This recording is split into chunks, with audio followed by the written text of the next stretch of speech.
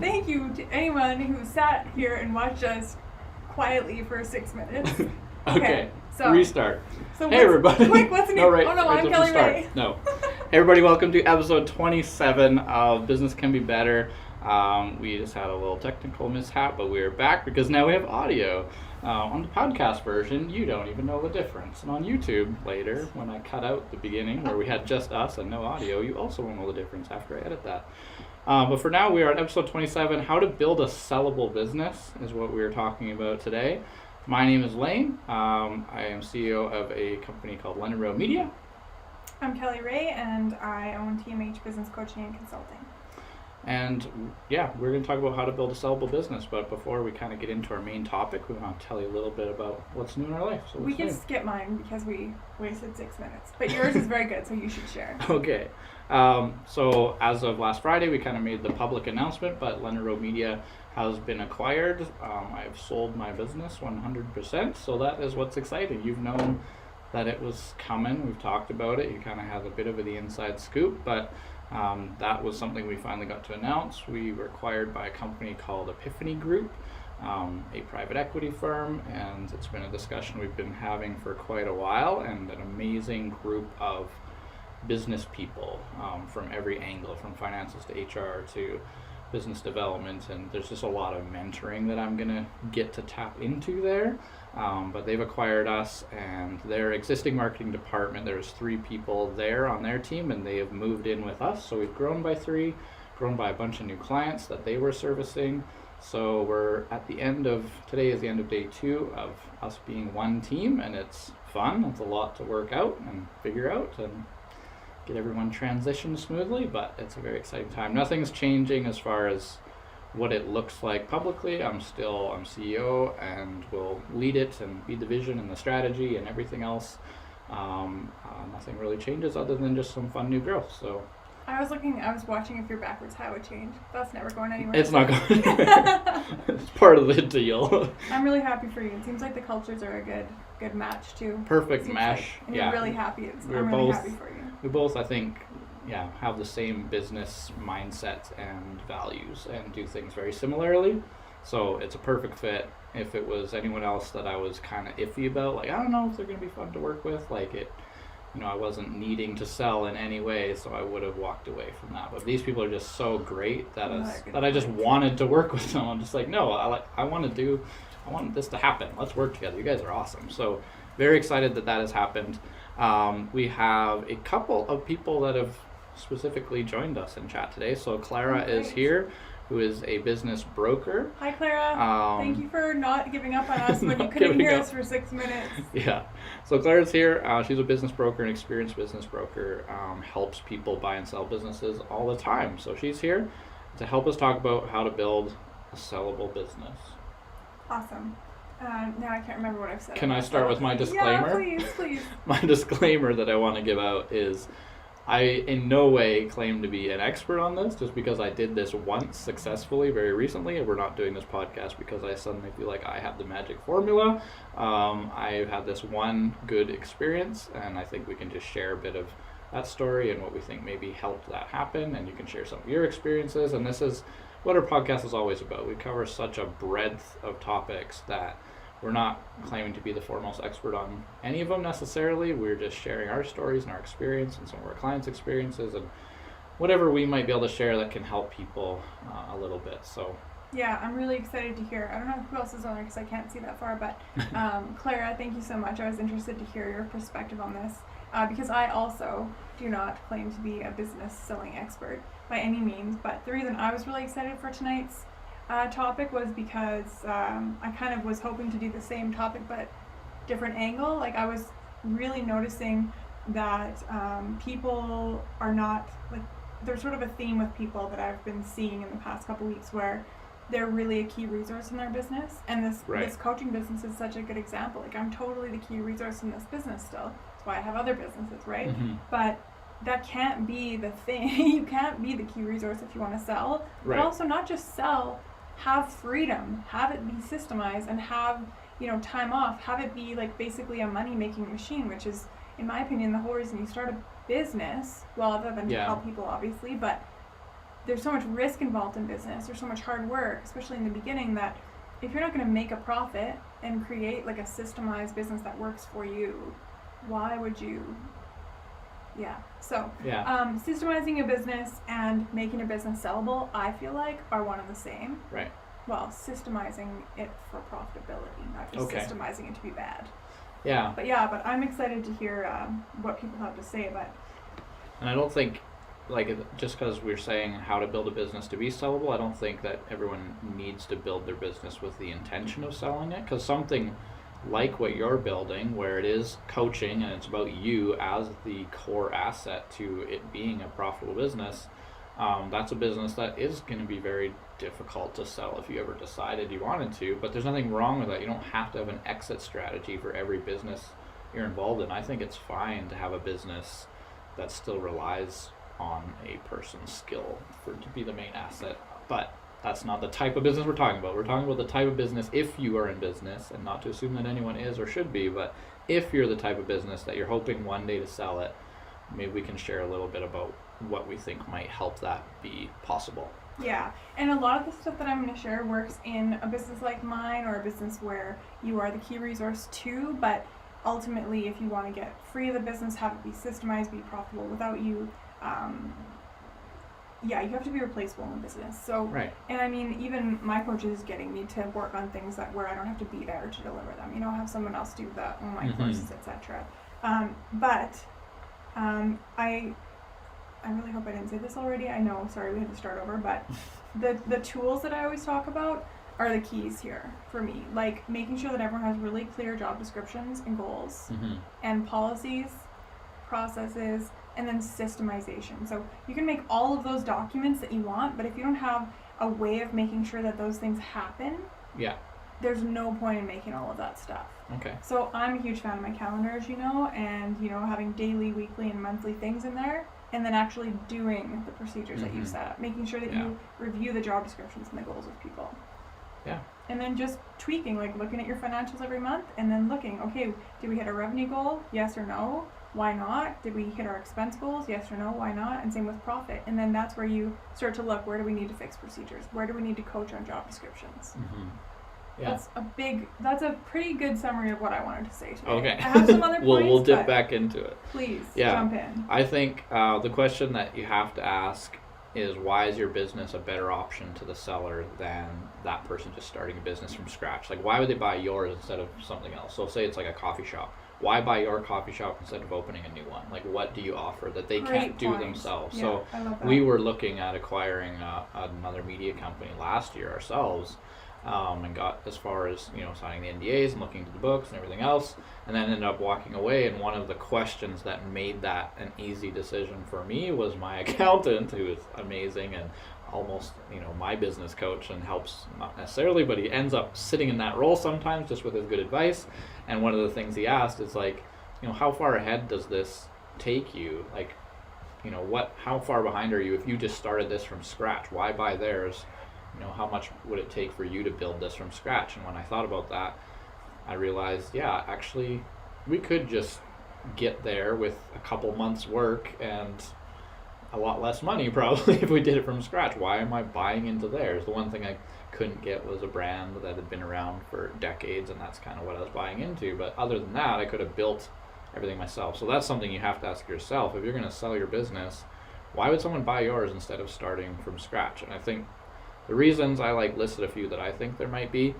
One would be assets. Like, usually you're going to pay less than brand new value on those assets. Like, if you're taking over that coffee shop, you're not spending, it's not costing you the same amount it costs to get that fancy espresso maker when you buy it. You're getting a reduced price, a depreciated price on everything. So assets, you're going to save a bit of money on assets possibly.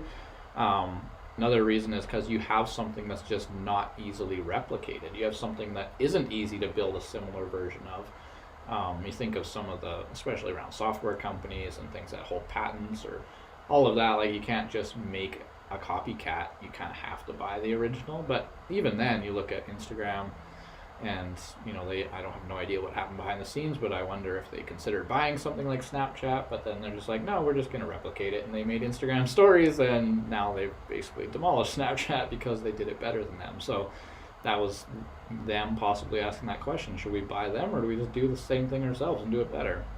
Yeah, I want to talk about the opposite side of that really quick for a Okay. second. Because a lot of people come to me and say, this person offered, for me to buy their business. Yeah. And they think they have to do that to be successful. Like, it's almost like they don't understand the opposite of what you just said, like from the other person's side. Like, an example comes to mind where if you put in 2 hours a week, that's one person I was talking to go connect with these people who have like a 95% conversion rate when you talk to them. Right. You could build the amount of business you'd be buying from this person in 1 month. Right. 1 month. Right. And you're going to pay $500,000 for this company. Yeah. Like, you really have to think about that. Yeah. Yeah. Claire was jumping in probably on your point, saying having your policies and procedures documented help alleviates doubt in the buyer's mind, because I think it's all about risk assessment. And when you have that, you just eliminated some, because you're not worrying, are the staff still going to be able to do their job when this transaction happens? And when you have that, that's going to help a lot. Yeah, and so even if I'm doing like a key role in the business, as long as I have like let's say I'm managing the company. Mm-hmm. If I have a manager binder, I like to call them, a manual with a clear job description and clear goals, clear daily, weekly, monthly procedures and policies, and how to do the budget and how to do the marketing and how to do the HR, here you go, you don't need me. Yeah. Another one on my list for why someone might buy yours rather than starting from scratch is because of the human resources you have in play, like your employees who know how to do the job well, who know how to do it well. That is important for especially companies like mine, maybe less on the coffee shop example, where you can probably find an experienced barista and show them your kind of culture, and you're probably good to go with a little bit of training. I don't want to downplay that there is still a lot of I hope no coffee shops are watching. I don't want to downplay how important it is to get them to do their job the way that they do in your coffee shop compared to someone else. But I think in a business like ours, where it is all about that human capital, the people doing the job, you're buying some of that, because I know how much goes into training a new person and getting them on board with the systems and doing the job well and being integrated with everyone else. Like, that's not something you can just replicate by, setting up a job ad on Workopolis or something and hiring 6 new people and be like, okay, we're good to go. Like that, having human resources in play is valuable. Retaining them. Like, if you look at your turnover, it's very low, and you look at your culture, it's very good, and you look at your staff engagement, it's very good. You look at your, they wouldn't have wanted to buy a team who might or might not be there in 2 months. Mm-hmm. So that, I think that's another strong point that you had. When you talked about assets, I kind of wanted to circle back to that for assets, 30 seconds. One thing that I think is cool in the last few years that wasn't part of selling businesses before is if you get a ton of Google reviews, you have a big following on social media, if you have a really SEO optimized kind of name of your business, right? I feel like you can also use that as an asset. Absolutely. Look, you don't have to advertise, because when you Google this thing, only we come up. Your search ranking on Google is an asset. The reviews and that social trust and all of that, that's an asset. So absolutely. Develop that. Like, even if I've talked to some people this week who are like, but I have no competition. I'm like, not yet. Yeah. And if you ever want to sell it, Yeah. so those Google reviews, I know we talk about those a lot, but I think so. The next point was supposed to be processes already in place. We talked about that. I think we're good there. So my next point is connected to that, where I just say brand, because if you don't have a brand, that is something that it's also an asset.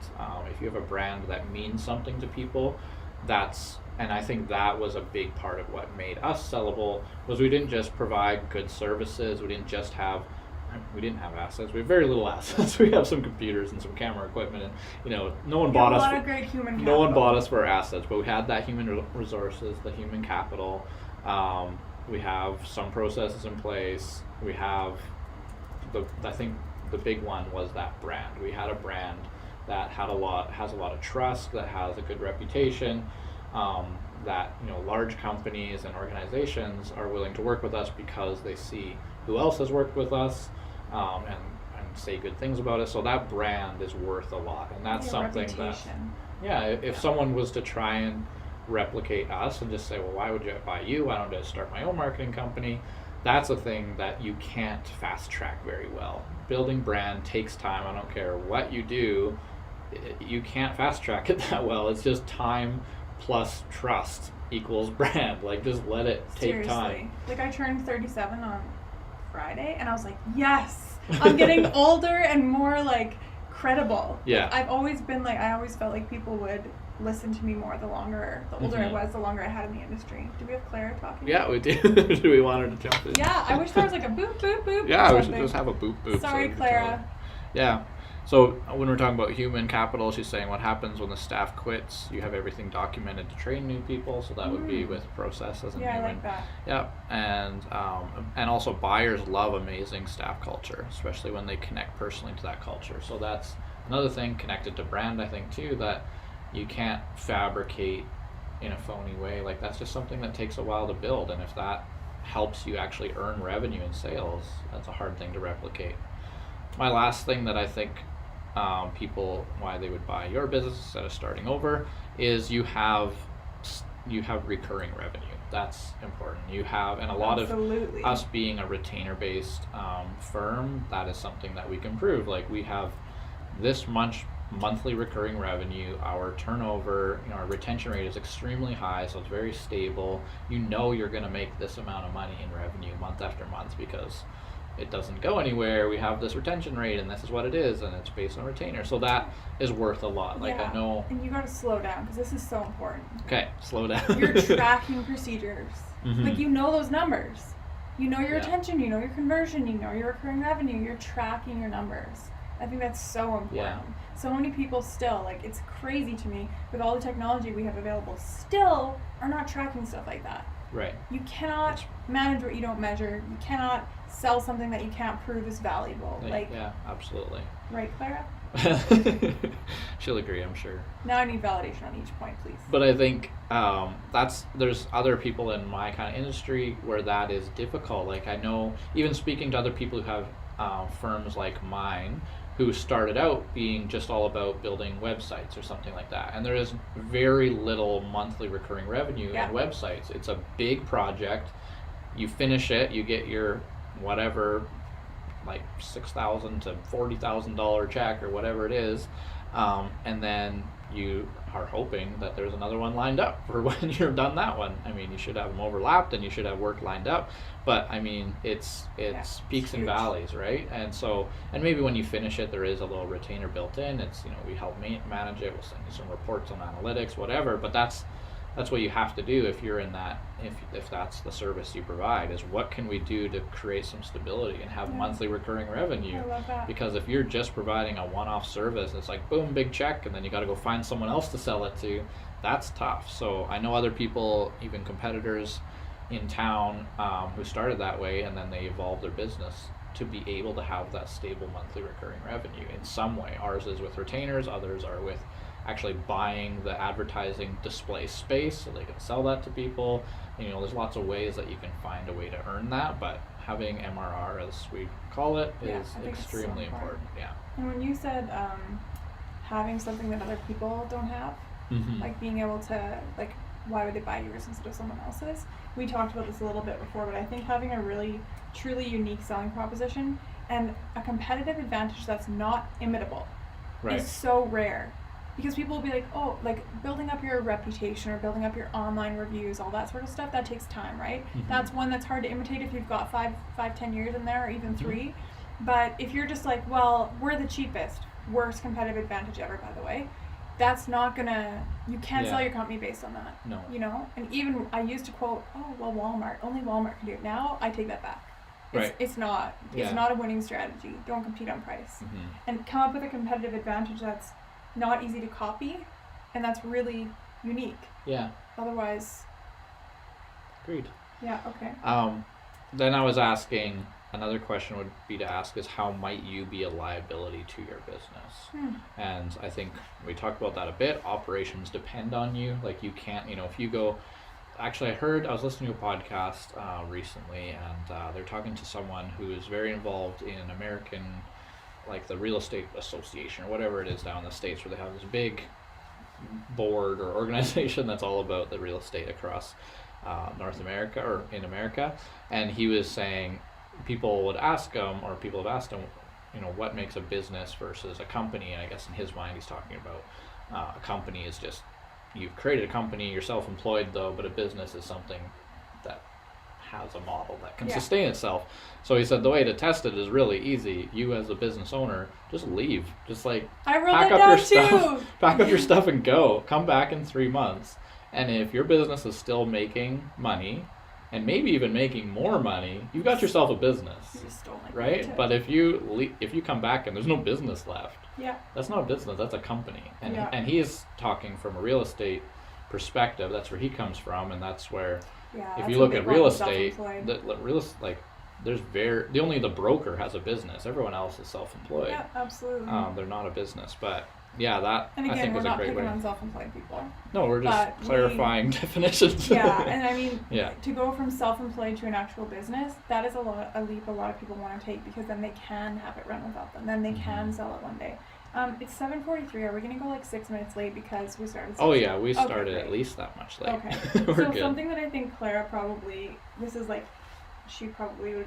like probably one of the first conversations she would have, but I just wanted to mention it because I think a lot of people listen to us because we don't talk at like the expert level. We're very, like, we talk in relatable terms. You have to be showing profitability, cash flow, and like upward trends if you want to sell your business for good amount of money, right? You don't want to be like, oh, I'm struggling, I haven't made any money in the last 5 years, and I just want to get out of this. Because you touched on that earlier, wanting to sell versus needing to sell. I've seen a lot of sad cases where people just want to get out. They just want to sell their assets at half price. They have no profitability to show, no big check they're going to get. And sometimes that was their retirement strategy. And now they can't. It's really sad. Or it might not affect whether it is sellable, but it's definitely going to affect the price. Yes. Because I would look at a business that's tanking and going down as long as it's for a reason that I can fix. If it's market changes or whatever, maybe that's something that can't be solved. But if it's because management was awful or it was undercapitalized or whatever, then but it's going to affect the price. I think the other thing about how you might be a liability in your business, and this was a big one for me early on, is, so the first was that operations might depend on you, but also maybe the brand depends on you. And that was something that I became self-aware of years ago. And Claire is someone that I actually met with like very early in business, and I went to her and said, and we just chatted, we just wanted to meet, and so we talked. And in that conversation, what I went there wanting to find out was, okay, so how do I build a business that I can actually sell someday? Because I don't want to do this forever. I love it. I want to do it for probably like minimum 10 years. But how do I do this in a way that it is sellable? And that was the big one, was because at that point, and still is to some degree, but at that point, the Leonard Rowe Media brand was me. It was my brand. It was my personal brand. And without me, the Leonard Rowe brand was nothing. And so I had to start building its own brand that wasn't just me. And while I'm still building my own brand, Leonard Rowe, we've been building its own brand, and that those two things are separate. So that's another way. That's way that you might be a liability to your business, is that you think you have a great brand, but if you weren't in it, would that brand still be there, or is the brand you? And in businesses like ours, I think that's much more of a factor, because we're so integral to the whole thing. Yeah, and I kind of feel a need to defend myself, but this is not a good reason for talking, but I want to say this anyways. We acknowledge that a business based on a person is not a sellable, but it can be very profitable. It can be very fulfilling. And also, you and I decided this together, to grow my company based on a personal brand. Because it was so much faster and more efficient than trying to grow a company. And a lot of the people that I look up to as some of the best business coaches in the world, they've grown their brand on who they are. And that's just what my clients love about me, is who I am. So I love it, and I acknowledge that it's not very sellable, but that's why I do invest in other businesses. It's not a mistake to not do it that way. I mean, you like and follow Tony Robbins. I mean, is the Tony Robbins brand anything if Tony Robbins is not a part of it? Right? It's all personal brand. That's not to say that's a bad way to go about it. But if, like we say, if we're talking about trying to build, and he gives the most. If we're trying to make a sellable business, though, that's something where needs to have its own brand and Yeah. needs to be able to survive without you as a They brand. are trying. It's Yeah. not good though. My last question that I would ask is what might affect the price. And so we talked a bit about that urgency, like if you're losing money, that urgency, like I need to get out, I need to get some cash out of this, that's going to affect price. Or if your business is going to go out of business if you don't sell it, that urgency is going to affect price. Ties in good because Clara mentioned, if 80% of your revenue comes from one client, that's a risk to the Yes. buyer. Risk. And I had that in here where revenue risk, like that is going to affect Dependency. price Yeah. or the possibility of it selling or not. And even not just the way it's working in your business, but even by the industry. If it's a volatile industry, how stable is that monthly recurring revenue if the Yeah. whole industry is kind of an up and down kind of industry? And I think in that case, if the industry is volatile or, competitors are flexible, I think being flexible can kind of combat that in some ways, but Yeah. you really have to build in being flexible to your businesses nowadays. Like really. Oh if yeah, you're not you willing have to be flex able and to change and move, yeah. like things are changing so fast. So I think Yeah. flexibility is key too.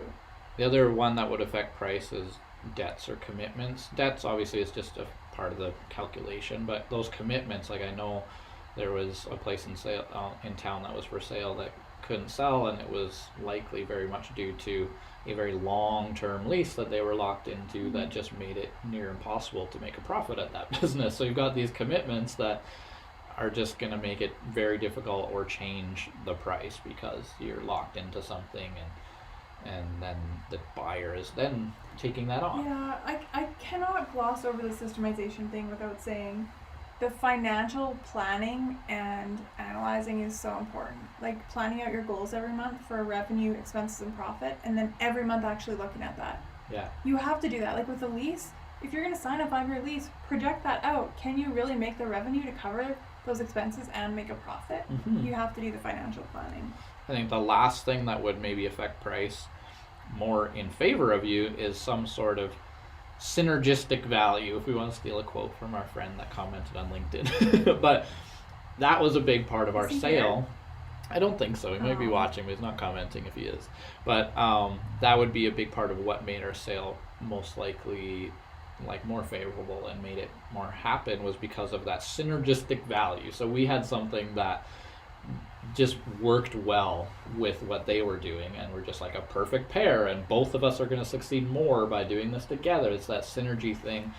You'll see it with companies who are buying out their competition. Like maybe if they're just straight an outside investor, the investment would be like, okay, but because they're buying a competitor, that adds added value to them because of how they can take over more of the market share or whatever. There's all these different synergy things that add to the calculation that I think will affect price. So that was a big one for us. So to name the ones out of there that I mentioned that I think were big for us were that monthly recurring revenue, brand, and this synergistic value that I think added a lot to it. When you said wanting to sell versus needing to sell, Mhm. I really think that makes such a massive difference to the price. Like Right. I know it does. Like I've seen Sure. it so many times. So you don't want to get into a position where you need to sell. And there's so many other things we want to talk about probably today, but we're trying very hard to stay within that half an hour. So So let's move on. Are we good? I want to sum it up with Okay, one sum it up. famous quote from someone who I will not name. Really? Well, it's like an NDA sort of situation. Okay, This okay, person okay. is very wise and has tons of experience with valuing and selling businesses. They said to me once, and they're a very serious person. They don't joke and they're not sarcastic. They said the business is worth whatever the buyer will pay. Right. And that's not like a trick them into paying as much as possible thing. It's No. like you show the value, the perceived value by them, whatever they Mhm. think it's worth. That's what it's worth.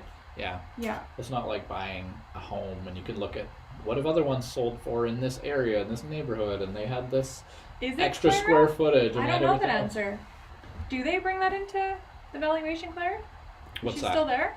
What other businesses like yours Oh, in I'm your sure. area have I'm sold sure they for? have, but I mean, there's just so much less of a sample Data, size to yeah. be able to be like, well, they sold for this, so we should sell for this, because everything is so unique Yeah. that it is. It's absolutely just that match between the buyer and seller. What price makes sense to both of them? That's it.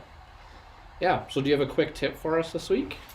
Yes. Okay. I was going to talk about calculating your profit with and without you to see the difference, Interesting. but you kind of talked I about that. stole So your fire. I have one more. I really liked. Well, it was pretty boring, but it was very informative. The book, I listened to it on like 2x speed.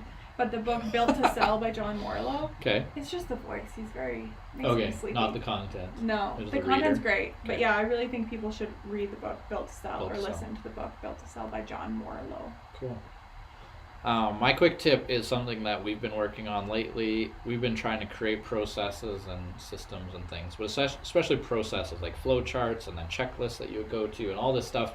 And after experimenting with some tools that even I mentioned on this podcast where I was saying, go try this and this, we discovered just go to Google Slides. You already have access to it. If you have a Google account, it's free. Go to Google Slides, you go insert image, and then there's actually a whole section for just flowchart shapes. And you just drop in this circle one and this square one and this decision diamond and all this stuff, and you can link them together. And then you can link to other slides. So I've been making them where then you click this one, stage 2 of this flowchart, and it just immediately takes you down to slide 4 where it tells you the checklist for that stage. And then you go back up to the flowchart and then link to your template proposal, and it goes somewhere, and link to your template contract, and all that stuff is just easy to flow through so that anyone can look at that flowchart and know exactly what has to be done next and where to find the resources to get it done in the checklist. Make sure it's done right. Kelly is so happy now. No, like my head is your hurting. head hurts. No, I thought you were so no, proud. But I'm very happy, but I just need to make a little voice note here. Laura, please listen to what Lane is saying. I know you're listening to this podcast for us and transcribing it or all the magical things you do, but today we're working on this painful procedure just on Google Docs. Right. And I was like, this is hurting my brain. Like, I can't, if this, then that, but we should have been using Google Slides. I'll show you how it works after. I'm going to make a video on my LinkedIn to show how we're using Google Slides. I just have to make a procedure that I'm willing to publicly share first, because I have some that I don't want to show our checklists and things. Okay. What about our podcast procedure? Yeah, I can make a procedure for that. And procedure for dealing with Kelly Ray. So that's our episode. Yeah. Thank you so much for participating, Clara. Yes. And everybody for watching. We really appreciate it, especially if you stayed with us through that silent 6 minutes at the beginning that we're going to delete. Yeah. Are you going to delete that too? Yeah. What I just said? No, that's fine. That's fine. We can have some reality. Everyone that would like to listen to more of these, if you've gotten this far, you must like it quite a bit. So you should check us out. At least one of us. Yeah, one of us you like. Check us out wherever you listen to podcasts. This is Business Can Be Better. You can watch us live Tuesdays at 7:15 Mountain Time on YouTube. The easiest way to find that is bit.ly/Better Business Podcast. But now that we've done a few, you can search us there and you can find the podcast pretty well on YouTube. Today, actually, I searched the title of this podcast, just how to build a sellable business, and we are number 3 search result for just how to build a sellable business. So yay. So follow us on our personal accounts. You can reach me on Twitter, Lane_Anderson, Instagram, The Real Lane Anderson, and follow me on LinkedIn.